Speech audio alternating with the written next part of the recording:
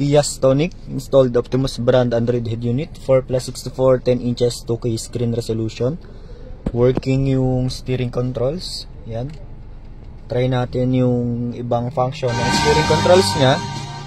Yan, next track again, previous track. Yan. Yung mute sa volume working. Yung mode. Try natin yung mode. Yan, music. Yan. Then, yung reverse camera niya, may trajectory yung stop, working din sa aftermarket. So, ayan. Galaw yung steering control. Ayan, lili ko yung trajectory. Ayan. Sa kabilang side. Then,